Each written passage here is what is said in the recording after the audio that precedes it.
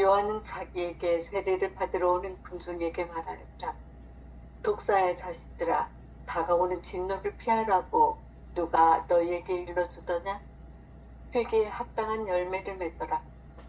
그리고 우리는 아브라함을 조상으로 모시고 있다는 말은 아예 혼잣말로라도 꺼내지 마라.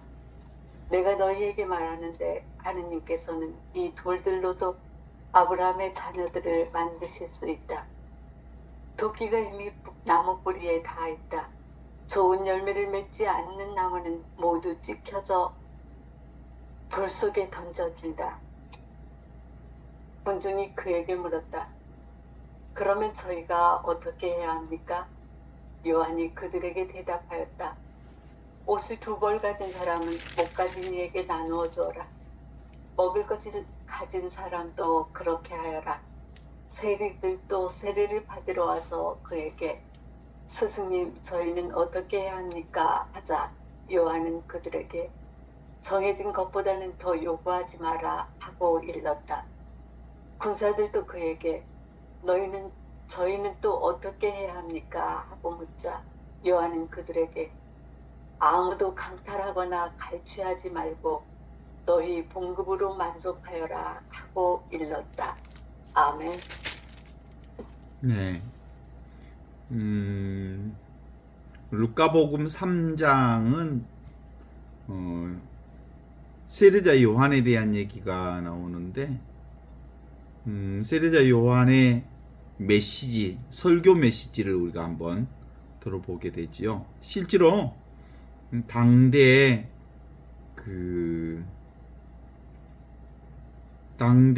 티베리우스 황제 치세 15년 본시오 빌라도 유다 총독으로 헤로데가 갈릴리아 영주로 있을 때, 그리고 대사제가 한나스와 가야파로 있을 때, 이때 얘기를 하는데, 이때 당시에 유대 백성들에 대한 학정이 보통이 아니었죠. 최고조로 이를 때였고, 그리고 그때 당시에 결국은 많은 뭐가 핵심이었냐면 황제 숭배가 핵심이었고, 황제 숭배에 대한 저항이 있었기 때문에 기본적으로 많은 사람들이 학살을 당하는, 그래서 유대 전쟁, 세금도 많이 걷어내고, 그리고 사람들을 못 살게 굴고, 황제 숭배에 따라서 사람들을 학대하고 학살하는 과정에서 유대인들의 반란으로 이어졌고, 그 유대인들의 반란에 따라 유대 전쟁이 일어난 거죠. 그런 과정에서 유대인들 중에 꽤 많은 사람들이 이 독재자 황제의 폭정에 피해서 광야로 들어간 사람들이 있었는데, 그들 중에 그런 사람들을 대개 이제 에세네파, 하시딤 또는 경건주의자들이 주로 이제 그쪽으로 가게 된 거죠.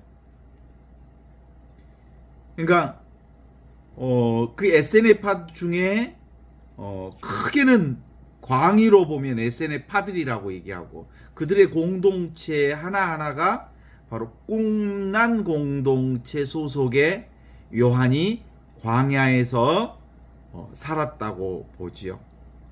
세례자 요한이 이렇게 광야에서 살았을 때 실제로는 주로 말씀이 대사제나 종교 지도자나 또는 하시딤 또는 거룩하게 산다고 말하는 바이사이파 사람들에게 일반적으로 하느님의 말씀이 임재할 줄 알았는데, 어디에 임재해요? 하느님의 말씀이 광야에 살고 있는 세례자 요한에게 하느님의 말씀이 임재하였더라, 이 말을 전하고 있는 거예요. 그 광야는 어떤 광야냐면 실제로 텅 비어 있으면서 아무것도 없는 그 자리가 바로 무슨 자리예요? 사실은 영적으로는 하느님으로 충만한 자리의 텅 비어 있는, 텅 빈 충만이라고 그러잖아요. Nothing equal everything이죠. Nothing이 바로 하느님의 모든 것은 다 없는 자리에서 일어나는 거거든요. 어떤 것, 그러니까 황제, 대사제 또는 사제, 또 바리사이파 사람, 어떤 사람들에게 나타나지 않으시고 아무것도 없는 그 자리에서 바로 하느님으로 충만한 하느님의 말씀이 누구에게? 요한에게 임재하셨더라. 광야에서 살고 있었던 세례자 요한은 그 꿈난 공동체들의 특징이라고 한다면 어떤 사람들이냐면 메시아를, 자기네 백성들, 유대민족을 해방시켜줄 메시아를 기다리고 있었어요. 두 번째로 그들은 하느님의 말씀을 공부하고 모세 율법 안에서 경건주의 생활을 했던 사람들이죠. 보통 그들이 세례를 받는 과정도 주로 그 꿈난 공동체에서 1년 이상을 공동체 생활을 한 사람들 중에 그 요르단강에서 세례받는 예식들을 하는 모습들이 나와요. 그러니까 원래는 사실상은 이 세례 공동체라고 하는 게 그 그리스도교 공동체의 독특한 예식이 아니라 일반적으로 많은 종교 예식 안에는 이 세례 예식들이 있었죠. 정화 예식 중에 하나가 있었죠. 그래서 이 세례 받는 예식 중에 오늘 이렇게 나오죠. 저번에 이제 우리가 했던 과정들을 약간 복습을 해보자면 그런 거죠. 한나스와 가야파가 아닌 광야의 세례자 요한에게 그 말씀이 임재했는데 그 말씀이 임재했던 그 안에는 구약의 예언자 엘리야가 선포했던 그 말씀이 세례자 요한을 통해서 다시 선포되죠. 광야에서 외치는 소리, 너희는 주님의 길을 마련하라. 그리고 주님의 길을 곧게 하여라. 골짜기는 모두 메우고 산과 언덕들은 모두 낮아져라. 구분되는 고다지고 거친 것은 평탄해져라. 그리하여 모든 사람들이 하느님의 구원을 보게 되리라. 이 광야에서 외치는 하느님의 소리, 침묵의 소리, 침묵을 통해서 드러나는 하느님의 소리가 이렇게 들렸다는 거예요. 어때? 골짜기는 메워지고, 이 골짜기가 바로 세상이지, 세상. 산과 언덕들은 낮아지고 구분되는 고다지고 거친 길은 평탄해져라. 이게 근본적으로 어느 자리에만 그게 가능한 일이냐면 지금 여기 이 순간 살아있는 하느님 안에서만 바로 주님의 길이 준비되고 주님의 길이 열리고 그리고 그 골짜기가 메워지고 산과 언덕들이 낮아지고 구분대가 고다지고 거친 길이 평탄해질 수 있다는 사실을 선포해 주신 세례자 요한이 오늘은 17절에서 이렇게 얘기합니다. 요한은 자기에게 세례를 받으러 온 백성들, 군중들에게 이렇게 말합니다. 이 독사의 자식들아, 다가오는 진노를 피하라고 누가 너희에게 일러주었더냐. 이렇게 얘기를 시작하지요. 여기서 세례 받으러 온 사람들, 세례 받으러 왔을 때 그때 당시에 세례는 뭐 이마에다가 물을 붓는 정도가 아니라 침례지요. 침례. 물속에 붕덩 들어가는. 그런데 이 세례라고 하는 건 기본적으로 옛 것으로부터 죽고 새로운 것으로 다시 태어나는 예식. 이게 세례 예식이거든요. 그러니까 옛 삶을 버리고 새로운 생명으로 다시 태어나기 위해서 정화의식을 하는 거거든요. 자기의 잘못된 삶을 버리고 잘못된 생활을 버리고 옛 습관을 버리고 새로운 그리스도로 새로운 하느님의 아들로 다시 태어나는, 이게 바로 당대의 세례의 핵심이었거든요. 이 세례는 어디가 전형으로 되어 있냐면 에집트에서 430년 동안 노예살이를 했던 이스라엘 백성들이 홍해의 바다를 건너서 새로운 삶을 찾는 파스카가 그 세례의 전형이었단 말이죠. 그러니까 이스라엘 백성들이 홍해를 건넌다는 것은 뭐예요? 사실은 홍해 속에 들어간다는 거잖아. 죽는다는 거고, 홍해 속에서 다시 나온다는 말은 새로운 삶을 시작한다는 말이거든요. 그러니까 죽었다가 다시 사는 행위, 이게 세례의 행위인데, 이게 파스카 신비, 구약의 이스라엘 백성들의 파스카 신비를 이 루카 복음사가가 이 세례라고 하는 이 예식을 통해서 구약의 새로운 성취를 이 세례자 요한을 통한 파스카 신비로 이렇게 세례를 바꾸어 놓는 거거든요. 그러니까 루카복음의 핵심 중에 핵심은 뭐예요? 구약의 성취가 바로 예수 그리스도를 통해서 이루어진다라고 하는 세례의식을 드러내 보여주시는 거거든요. 고린토전서 10장 2절에 나오는 사도 바울의 세례 사건을 얘기하고 있어요. 10장 2절에 보면 홍해를 건너는 사건, 파스카 사건이 곧 세례 사건으로 이어지고 있다는 걸 보여주죠.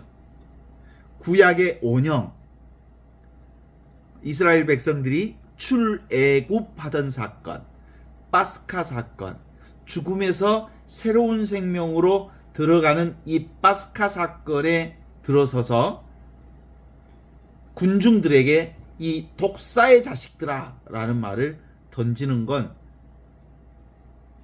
이 독사의 자식이라는 말은 쉽게 안 쓰죠. 보통 이 독사의 자식들이라는 말, 그 이사야서 14장 29절에 블레셋의 막대기를 이렇게 들으면 뱀의 뿌리에서 독사의 자식들, 불뱀 얘기들이 이렇게 나오거든요. 독사의 자식들아라는 얘기들이 나와요. 그러니까 독사의 자식들은 누구를 가리키냐면, 여기서 보면 바리사이파 사람들과 그리고 사두가이파 사람들을 가리키는 거예요. 마테오복음 3장 7절에 보면 정확하게 바리사이파 사람들과 사두가이파 사람들을 가리켜서 이 독사의 자식들아라고 명명하고 있는데, 여기서는 루카복음은 사두가이파하고 바리사이를 구체적으로 명명하지 않고 뭐라고 얘기합니까? 그냥 군중들, 무리들을 독사의 자식이라고 얘기합니다. 이 독사의 자식들은 근본적으로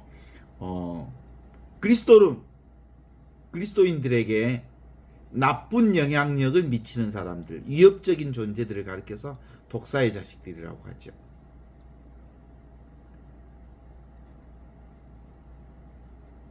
그러면서 이렇게 얘기하죠. 8장에 들어가면 8절에 회개에 합당한, 누가 다가올 진노를 피하려고 누가 너희에게 일러주었더냐? 세례 받으면 된다는 얘기를 누가 일러주었더냐? 세례 받으면 영원한 생명을 얻는다고 누가 얘기해 주었더냐? 회개에 합당한 열매를 맺어야 한다. 그리고 우리를 아브라함 조상으로 모시고 있다는 말은 아예 혼잣말이라도 꺼내지 말아라. 이렇게 얘기하죠. 회개에 합당한 열매를 맺어야 한다. 그죠? 요한의 세례를 받으러 오는 사람들을 강하게 비판하면서 그들이 세례가 형식적인 행동에 불과함을 지적하면서 독사의 자식이라는 표현은 그들의 마음속은 죄악으로 가득 차 있음을 꼬집는 경고의 말입니다. 단지 형식적으로만 세례를 받으려는 사람들을 지칭하여 심판, 진노가 내릴 거다 이런 얘기를 하죠. 회개하여라, 복음을 믿어라. 회개하고 복음을 믿어라라는 얘기죠. 이 복음은 회개에 합당한 열매를 맺으라는 말로 얘기합니다. 그리고 우리는 아브라함 자손이다 라고 하는 생각은 하지도 말라. 내가 너희에게 말한다. 하느님께서는 이 돌로도 아브라함 자손을 만드실 수 있다. 이렇게 얘기하지.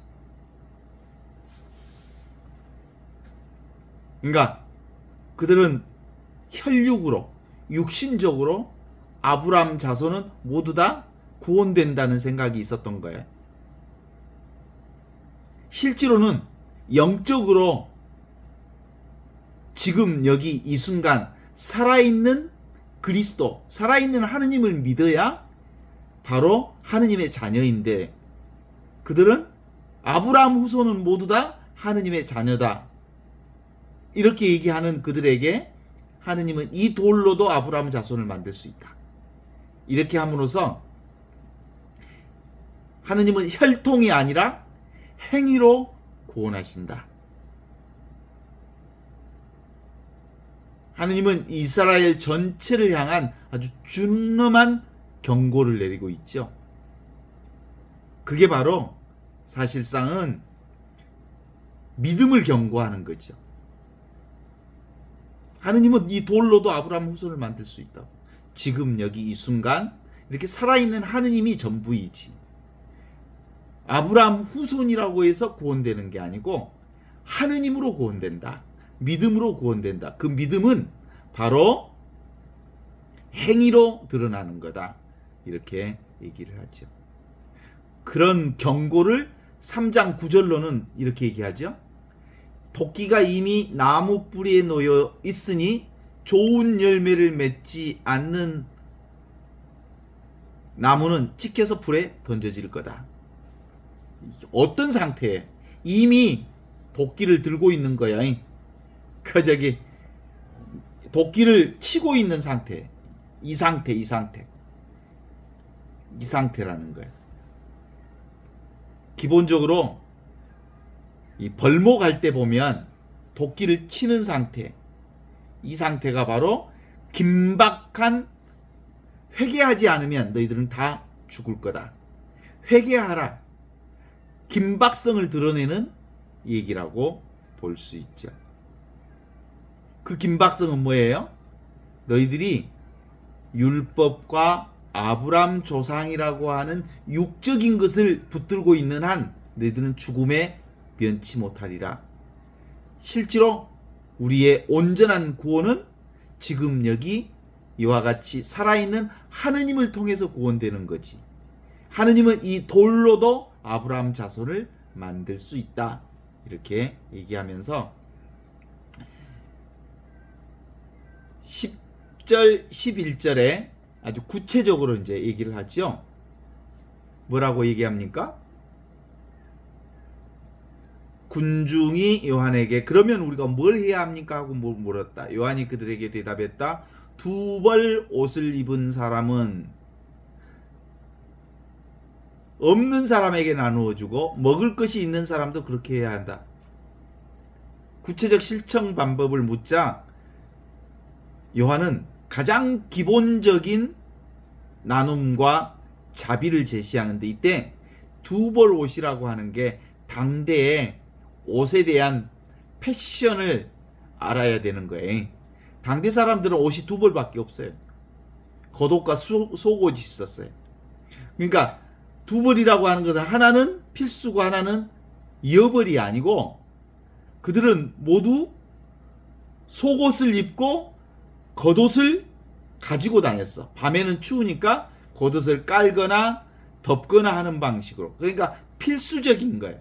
이 두 벌 옷 중에 한 벌을 없는 사람에게 나누어 주어라 라고 하는 것은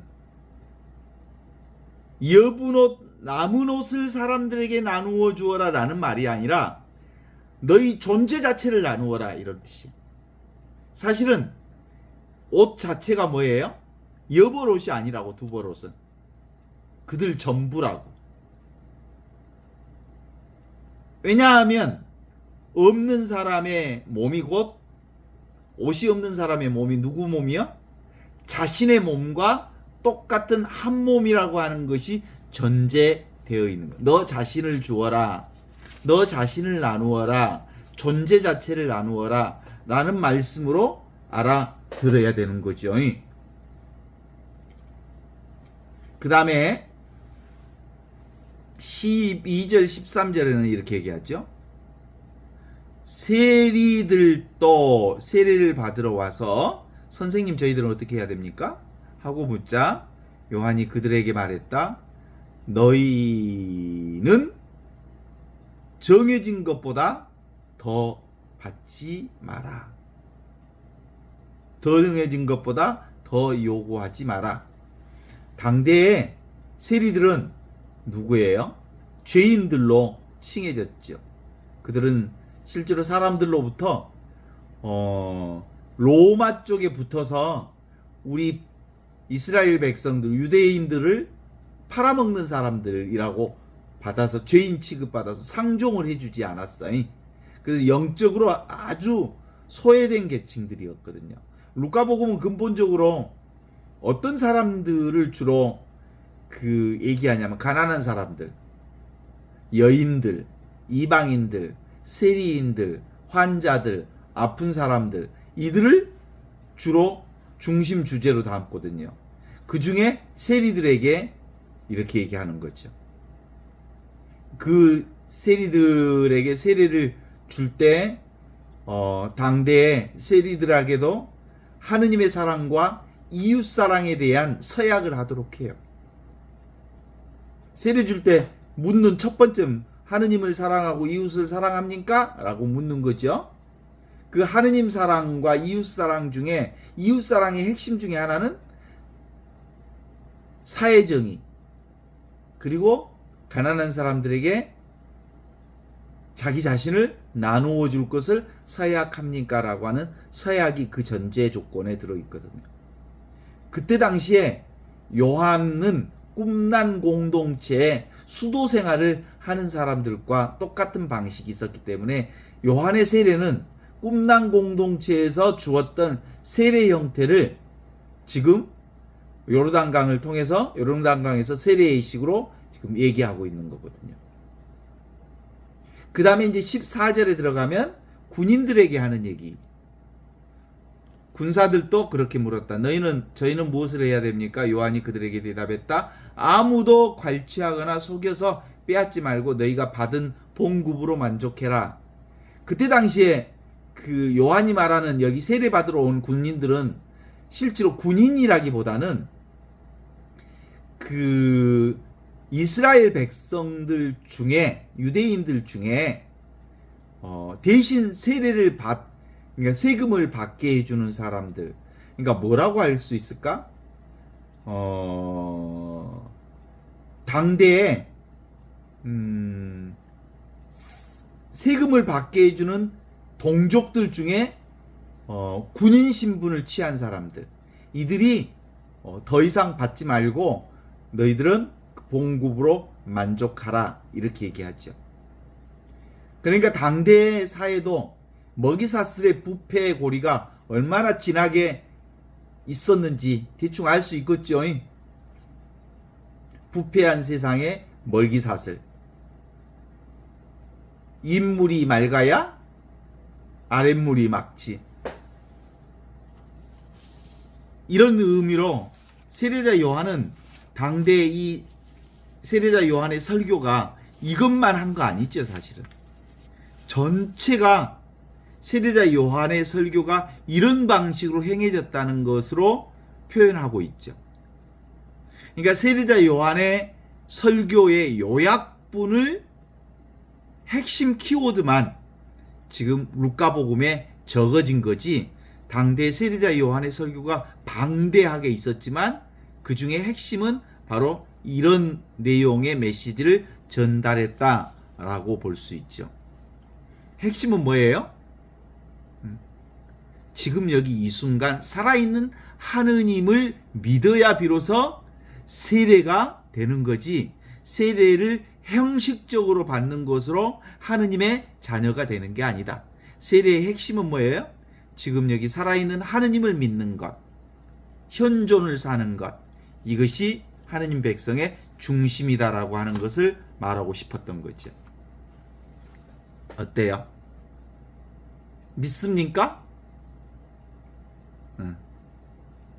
보통 사람들은 아직도 진짜 나를 믿지 못해요. 내 나라고 하는 게 이렇게 지금 여기 이렇게 살아있는 하느님의 생명이 나다, 영원한 생명이 나라는 걸 믿지 못해. 지금 사람들도 그러고 그때 사람들도 마찬가지야. 그러니 2000년 동안 그리스도의 복음이 세상에 펼쳐졌음에도 불구하고 실제로 이 복음을 사는 사람은 거의 드물어.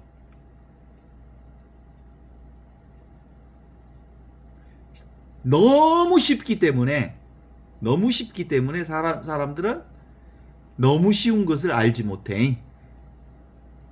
장자가 그랬어요. 장자가 이 진리를 어디에다가 숨기겠습니까? 어디에다 숨겨도 사람들은 꼬집꼬집 다 찾아낸다. 진짜 진리는 완전히 열린 상태로 전체에다가 진리를 두면 사람들은 그걸 찾는 속성, 구하는 속성, 욕망하는 속성, 어떤 것을 쥐려는 속성들 때문에 열려있는 것은 관심조차 없다. 그러니 진리는 열려있는 곳에 놓아야 한다. 그러니까 실제로 욕망만 내려놓으면, 자기 생각만 내려놓으면 진리는 늘 온전히 열려있다는 것을 드러내어 보여주는 거거든요. 그러니까 대부분 세례자 요한이 얘기하는 회개의 문제는 구하고 찾고 원하고 그리고 자기 중심으로 개체 중심의 사고를 하고 있는 사람들에게 지금 여기 이 순간 영원한 생명 자체가 바로 나라고 하는 회개로 우리를 초대하고 계시는 거죠. 보통 사람들은 몸뚱아리가 자기인 줄 알죠? 몸뚱아리가 진 줄 알고, 그리고 몸뚱아리 밖에는 남인 줄 알지. 근데 실제로는 나와 남이 따로 있지 않고 이 보이지 않는, 그런데 모든 것을 보고 있는 허공으로부터 텅 비어 있으면서 모든 것을 알아차리는, 이게 나라고 하는 것이 바로 세례자 요한의 회개의 핵심이죠. 지금 여기 이렇게 균일하고 단일하고 그리고 전일한 이것. 균일하다는 말은 누구에게나 있는 것. 단일하다는 말은 지금 눈앞에 있는 이것. 전일하다는 말은 전부가 이거라는 이것. 그래서 이 균일하고 단일하고 전일한 살아계신 하느님께로 돌아오라 라고 하는 회개의 부르심을 사람들에게 전하지요. 거기에 누가 계시다? 그리스도가 계시다.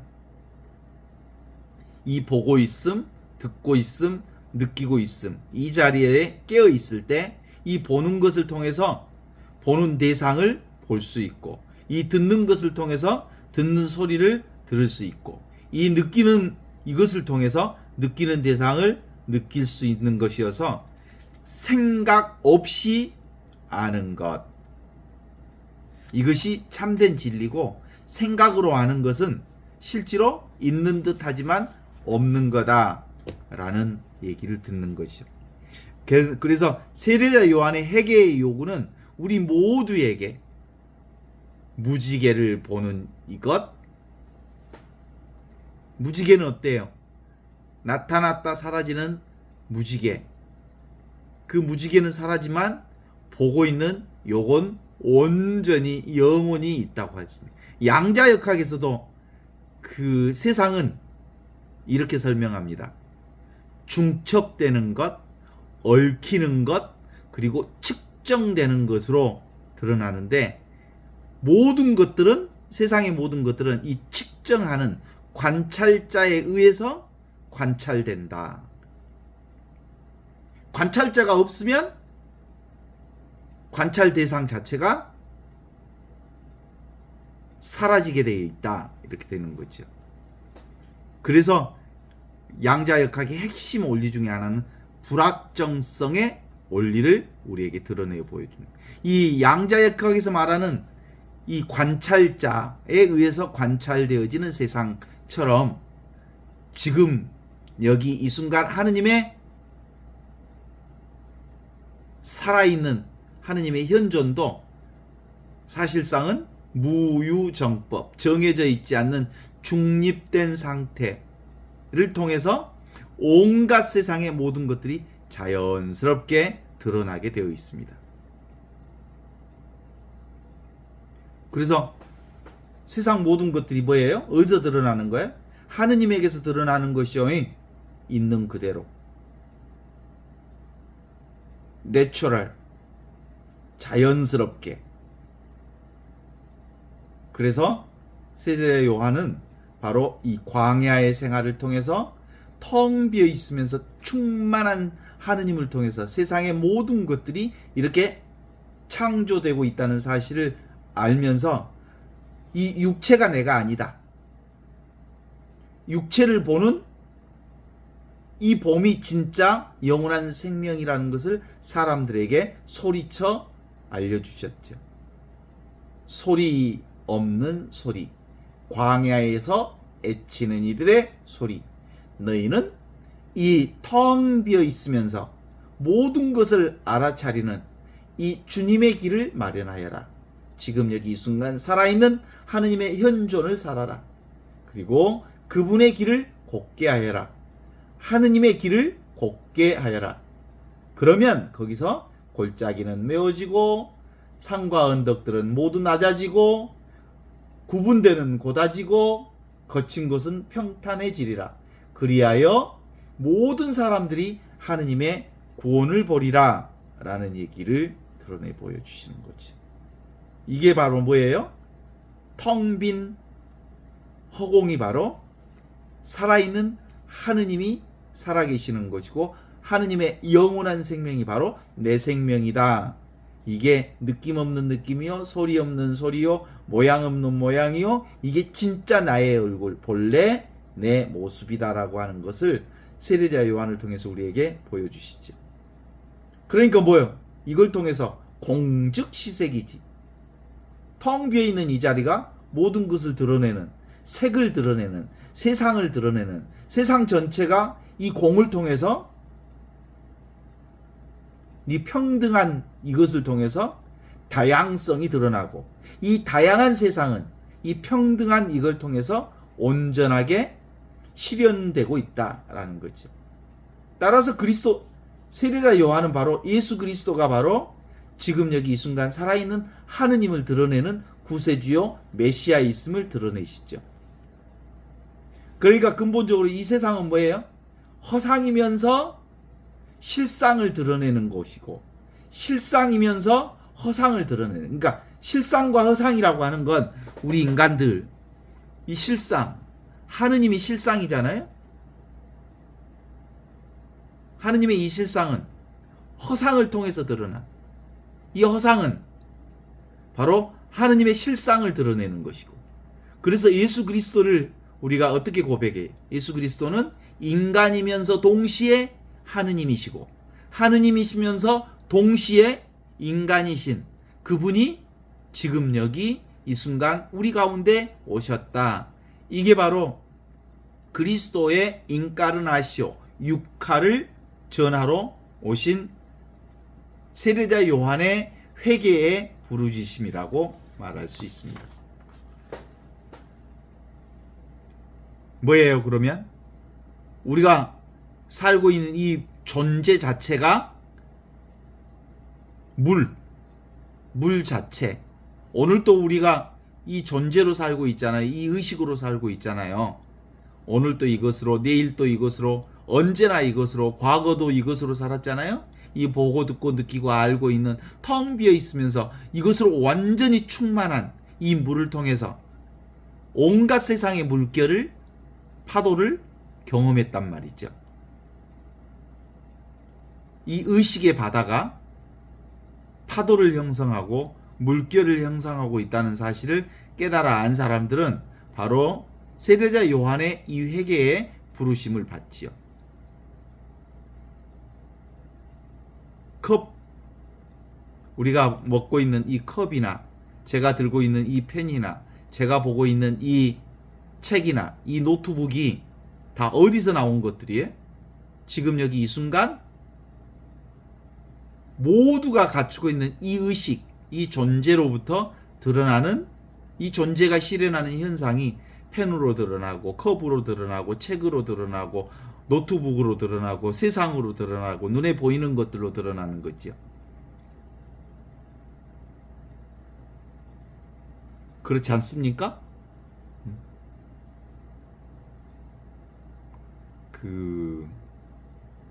인연 따라 일어나고 사라지는 실체가 사실은 텅 비어 있으면서 충만한 이 의식을 통해서 드러난다는 것을 알고 있으면 너무나도 쉬운, 너무나도 편안한, 어디에도 걸림없는 삶을 살 수 있을 터인데, 이 육신이 나라고 하는 이 착각으로 우리가 묶여 있기 때문에 늘 사람들은 이 육신의 걸림이 참 많아요.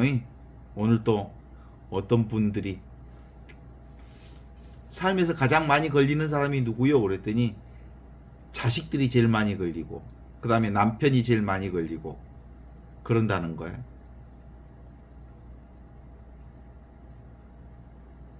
우리가 보는 이것으로 살면 남편과 자식이 사는 세상을 영화 보듯이 볼 수 있을 텐데, 그리고 나도 영화의 한 역할을 하고 있는 존재이고, 그리고 이렇게 영화 찍고 있고 드라마 찍고 있는 이것들을 보는 관찰자로서 이렇게 보면 슬픈 것도 기쁜 것도 우울한 것도 아픈 것도 얼척없는 것들도 그냥 영화처럼 볼 수 있어요.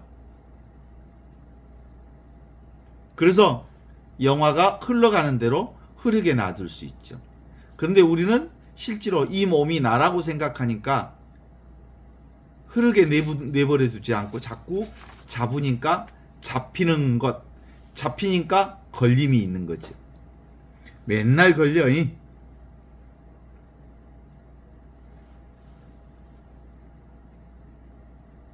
그래서 이 보는 이것을 체라고 하고, 이 보는 이 의식을 통해서, 이 존재를 통해서 경험하는 것들을 용이라고 그래요. 체의 용. 작용. 순간순간 작용하는 것들만 경험할 수 있거든요.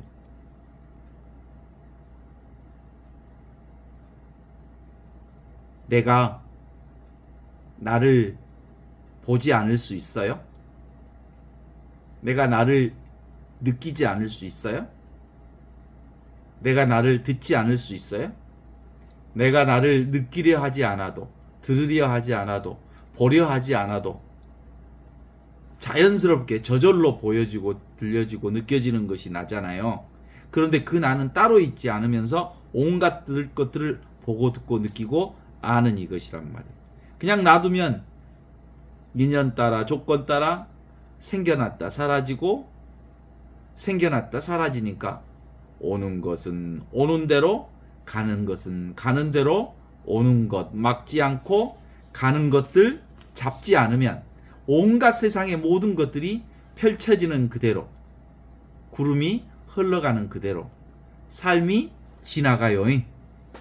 때로는 우울하고 때로는 화가 나고 때로는 힘들어도 내가 경험하는 모든 세상 그것들이 다 지금 여기 이 순간 하느님의 침묵 가운데, 이 소리 없는 소리 가운데, 이 모양 없는 모양 가운데, 이 느낌 없는 느낌 가운데, 이 경험되지 않는 이 경험을 통해서 온갖 것들을 경험한단 말이죠. 그래서 그것을 nothing이라고 그러죠.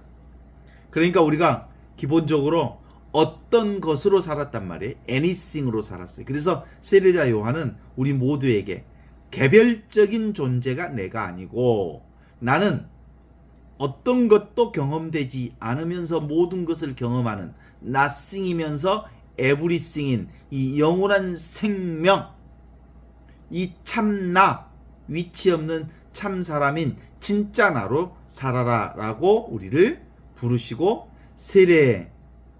세례로 우리 사람들을 불러 모으면서 회개하여라, 하느님 나라가 가까웠다, 복음을 믿어라, 이렇게 얘기하시는 거죠. 동의하십니까? 내가 하는 모든 것들을 내려놓으면 고요히 있으라. 그러면 네가 바로 하느님인 줄 알게 되리라. 시잘데기 없는 짓거리만 하지 말아라. 시잘데기 없는 생각만 내려놔라. 그러면 네가 영원한 생명이요, 하느님의 생명이요, 영원한 하느님의 본성을 살고 있음을 깨달아 알게 될 거다. 스톱! 그만둬! 멈춰! 그러면 무한하고 영원하고 절대불변인 하느님의 생명을 살아. 이 하느님의 생명을 살게 되면 어디에도 걸림없으니까 어떤 느낌으로 살아? 그냥 좋아. 무담시 좋아. 아무 이유 없이 좋아. 어떤 조건도 필요 없어. 그냥 이걸 가리켜서 진복이라고 그래. 지복이라고 그러지. 지복. 이게 바로 의식이요, 존재요, 지복이라고. 지복이라고 하는 것은 그냥 좋아지는, 무슨 이유 때문에, 아들이 서울대학교 합격했기 때문에 좋은 게 아니고 그냥 좋은 게 바로 천국의 기쁨이라고. 천국의 기쁨은 어떤 것 때문에 기쁜 게 아니라 그냥 기쁜 것을 지복이요, 천국의 기쁨이라고 하죠. 여기도 저기도 집착함이 없는 해탈. 이게 바로 초연하다고 그럴 수 있겠죠. 그래서 요즘엔 엊그제도 그 얘기를 했지만 예수님이 물 위를 걸어가셔. 그런데 물 속에 빠지지 않아. 세상이라고 하는 물질 세상을 살면서 물질 세상에 함몰되지 않아. 물질 세상을 그냥 써. 즐겨. 그런데 물질 세상에 집착하지 않는 방법. 이게 하느님 나라를 사는 예수 그리스도의 모습이거든요. 그리고 그건 근본적으로 우리가 생각을 해. 생각을 써. 근데 생각을 잡지 않아. 그러면 그것이 바로 하느님 나라를 사는 방법이야. 무슨 생각을 해도 돼. 그러나 그 생각에 붙잡히지 않으면 되는 거지. 그게 바로 뭐예요? 모든 소리는 소리 없는 소리에서 나왔고, 모든 맛은 이 맛없는 맛에서 나왔고, 모든 세상의 향기는 이 향기 없는 향기에서 나왔다는 거 아시잖아요? 모양 없는 모양에서 모양이 나오고. 자, 붕어빵에는 붕어가 있어, 없어? 없어. 하느님 나라가 있어? 없어. 하느님 나라라고 따로 뭐라고 할 수 있는 게 없어. 근데 하느님 나라예요. 아무것도 없는 것이 바로 하느님 나라예요. 하느님 나라가 없는 것이 하느님 나라예요. 깨달음이 없는 것이 바로 깨달음이에요. 내가 따로 없을 때 나는 나로 사는 거예요. 세상이 따로 없을 때 나는 세상에서 살되 세상에 매여 있지 않는 하느님 나라를 사는 거예요. 그게 바로 인간 속에서 사는데 나는 인간이 아니야. 하느님의 본성을 사는 사람이지. 그래서 예수 그리스도가 나는 세상에 살지만 나는 이 세상 사람이 아니다라고 말씀하시는 그 말씀이 이렇게 이루어지고 있죠. 나는 있는 듯 없는 이 하느님의 본성, 이 하느님의 본성은 없는 듯 있는 세상을 있는 듯 없는, 없는 듯 있는 하느님은 있는 듯 없는 이 세상을 산다고. 그러니까 저절로 온갖 것들을 경험할 수 있어요. 이 믿음이 잘 안 되는가 봐. 절대 하느님에 대한 믿음이 없어. 절대 하느님이 이 상대 세상에서 완전히 펼쳐져 있으니까 이 상대 세상이 곧 절대 세상을, 절대 하느님을 표현하고 있거든요.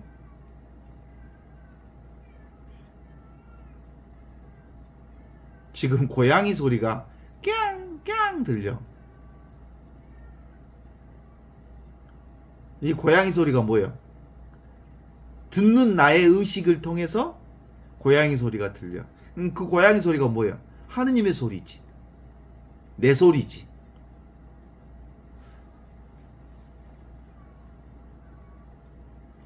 요즘에 우리 현존이가 벌써 다리 다친 지가 한 일주일 가까이 됐는데 계속 세 다리로 걸어 다녀. 한쪽 다리를 들고 다녀. 근데 내가 산책하면 그 세 다리로 막 나를 따라온다니까. 따라온 게 아니라 나를 앞서가. 그리고 또 뒤돌아보고 세 다리로 막. 그 여름에 물렸나 그 진물이 나요. 아마 마이신을 먹여야 되나, 항생제 주사를 좀 맞춰야 될 것 같기는 한데, 그래도 하나도 얼굴에 구김살이 없어. 맑고 밝고 환해. 왜 그럴까요? 생각하지 않으니까. 인간들은 그렇게 아프면 오만 인상 찌푸리면서 살 거예요. 아이고 죽겠네, 아이고 죽겠네, 아이고 우매 죽겠네 막. 그런데 천진난만해. 그게 생각을 하지 않으면 있는 그대로 온갖 것들을, 그러면 그 현존이는 다리가 안 아플까? 아프지. 아픈데도 그냥 아플 뿐이야. 그것에 대해서, 아픈 것에 대해서 생각하지 않아. 아플 뿐이지. 그러니까 얼굴이 맑고 밝고 환하고 천진난만한 어린아이 같은 얼굴을 그 우리 강아지의 얼굴에서 본다고요. 그죠? 이걸 믿으세요? 이게 절대 삶이라고. 이게 하느님으로 산다고. 이게 하느님의 생명으로 산다고.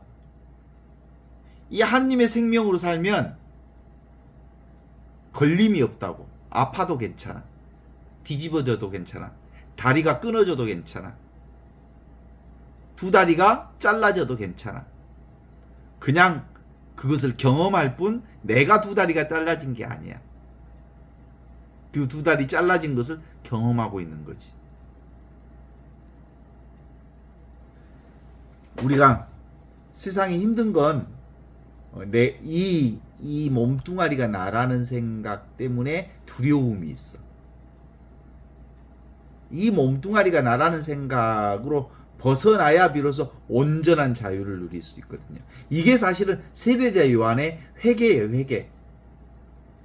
개체 존재가 내가 아니라 영원한 생명이 나다. 이것을 믿느냐? 그러니 그동안 개별적 생명을 나라고 생각했던 사람들이요, 그 개별적 생명을 내려놓아라.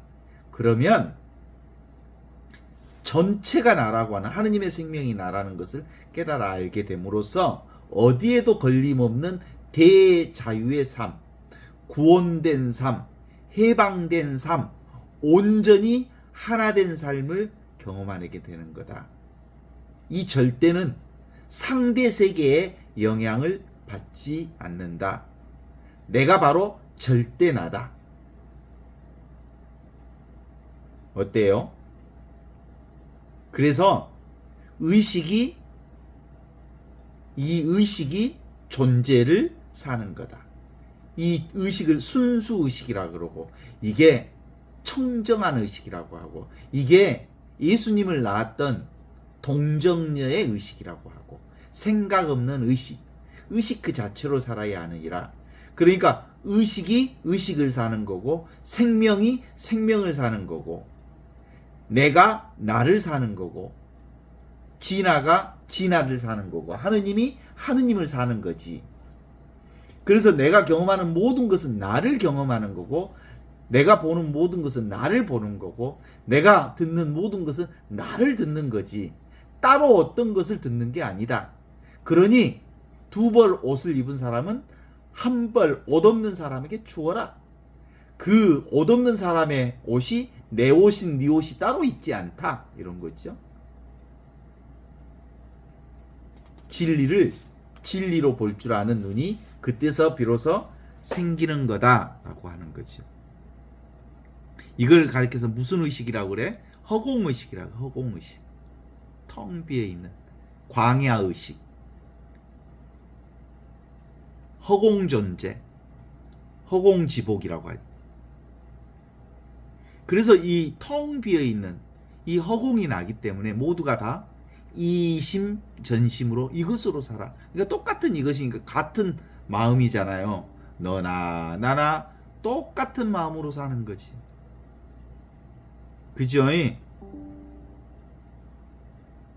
그래서 하느님 나라를 선포하는 세례자 요한의 그 모든 메시지는 지금 여기 이 허공을 알아보는 깨달음을 얘기하는 겁니다. 우리가 해를 보는 유일한 방법은 해 쪽으로 방향을 돌려야 해를 볼 수 있는 거잖아요. 그런데 인간들이 해를 보라고 그랬더니 땅을 파고 있어. 열심히 일해.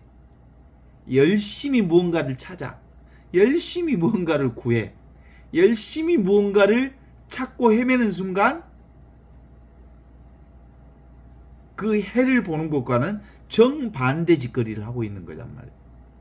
그러니까 아무것도 하지 말고 그냥 해 있는 데를 보라 이거예요. 이게 세례자 요한의 회개의 선포요. 너희들이 하던 모든 것을 중지하고 그냥 고개를 돌려 해를 보라. 땅 파는 짓거리를 그만하라. 노력하는 짓거리를 그만하라. 생각하는 짓거리를 그만하라. 너희들이 율법을 열심히 지키고 무언가를 하고 무언가를 욕망하고 무언가를 구하고 그런 짓 하지 않으면 이미 구해져 있는 게 바로 하느님 나라다라고 하는 거죠. 이게 바로 세례를 받는 이유의 정화의 세례. 그러면 빛이 있는 것을 경험할 거고, 빛이 있는 것을 경험하면 아주 자연스럽게 지금 여기 이 순간 이렇게 살아있는 하느님의 현존과 일치하게 된다. 그러면 일상생활 전체가 다 바로 관상생활이고, 일상생활 전체가 성사생활이고, 일상생활 전체가 다 신앙생활이다. 이렇게 고백할 수 있게 되는 거죠. 그래서 결국은 말 이전에 있는 이것, 분별 이전에 있는 이것, 이것이 바로 사랑이에요. 우리 그리스도교적인 언어로 얘기하면 우리는 늘 영원한 생명인 이 사랑 가운데 있어. 모든 것이 사랑이요. 모든 것이 은총이요. 모든 것이 은혜요. 모든 것이 다 이 하느님의 사랑이기 때문에 그저 수용하고 받아들이고 인정하고 살 때 구원되고 해방된 절대 자유와 무분별의 자유를 이렇게 살 수 있는 거예요. 그때 비로소 예수님처럼 나는 길이요 진리요 생명이니 나를 믿는 자는 죽더라도 살 것이요 살아서 믿는 사람은 영원히 죽지 않으리라 하는 이 말씀을 지금 여기서 살게 되는 거죠. 그러게 되면 불만이 1도 없어. 그죠? 그래요, 안 그래요? 내가 죄송한데 굳이 내가 장미가 될 필요가 없어. 내가 봉숭아인데 내가 해바라기가 될 필요가 없어. 너는 장미냐? 나는 봉숭아다. 니는 백합이냐? 나는 할미꽃이다.